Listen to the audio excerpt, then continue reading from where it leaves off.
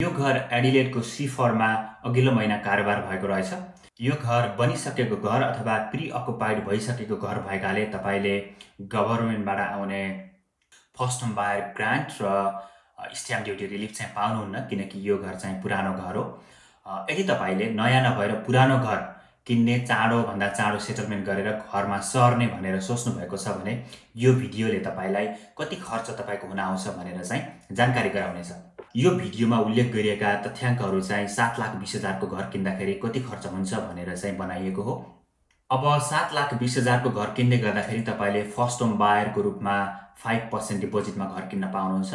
So 5% deposit हाल्दा पनि तपाईले एलएमआई चाहिँ तिर्नु पर्दैन, अरु खर्चहरू चाहिँ तपाईले तिर्नुपर्ने हुन्छ। अब हेरौँ, 7,20,000 डलरको घर किन्दाखेरि चाहिँ तपाईलाई $76,587 अथवा त्यो वरिपरिको रकम चाहिँदो रहेछ। त्यो भनेको $36,000 चाहिँ तपाईको 5% डिपोजिट हुन आयो। त्यो तपाईले आफ्नो घरको इक्विटीको टुवर्ड्स द इक्विटी डिपोजिट हाल्नुहुने भयो र $40,587 चाहिँ गभर्नमेन्ट स्ट्याम्प ड्युटी लगायतका अरु चार्जेसहरू हुँदा रहेछन्।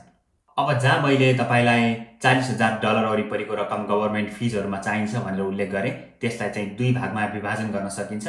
पहिलो भनेको तपाईले स्ट्याम्प ड्युटी तिर्नुपर्ने हुन्छ।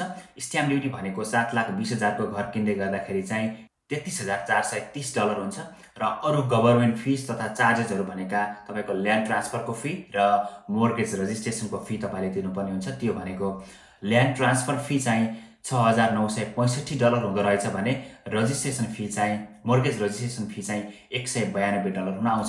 यो भयो तपाईले 7,20,000 को घर किन्दाखेरि कति पैसा तपाईसँग क्याश चाहिन्छ भनेर जानकारी। अब यो डेटा भन्दा बाहिर तपाईलाई अरु केही खर्चहरू पनि आउँछन्। त्यो भनेको कुनै बैंकहरुले चाहिँ नयाँ लोन स्ट्रक्चर गर्दाखेरि तपाईलाई लोन एस्टाब्लिशमेन्ट फी भनेर तिराउँछन्। कुनै लेन्डर्सहरुले चाहिँ तिराउँदैनन्। अब तपाई कुन लेन्डर्सकोमा पुग्नुहुन्छ त्यसबाट यो कुरा डिटरमाइन हुने भयो।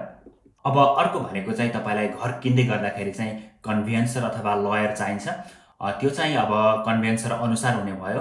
अब त्यसलाई $1,000 देखि $2,000 सम्म तपाईले विचार गर्न सक्नुहुन्छ। यदि तपाईले साउथ अस्ट्रेलियामा घर किन्ने बारे सोच्नु भएको छ अथवा नमस्ते होम लोन्सबाट तपाईले घर किन्ने बारे सोच्नु भयो भने तपाईलाई कन्भेन्सर खोजिराख्नु पर्दैन। मैले तपाईलाई 1-2 जना कन्भेन्सरसँग कुराकानी गराइदिन्छु अनि तपाईलाई जुन ठीक लाग्छ त्यहाँबाट आफ्नो काम गर्दा भइहाल्छ।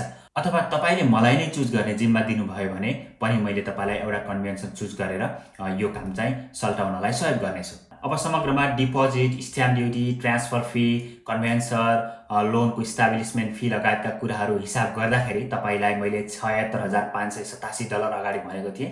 लगभग $80,000 वरिपरिको बजेट बनाउनु भयो भने 5% डिपोजिटमा 7,20,000 सम्मको घर चाहिँ किन्न सकिन्छ। Thanks for watching.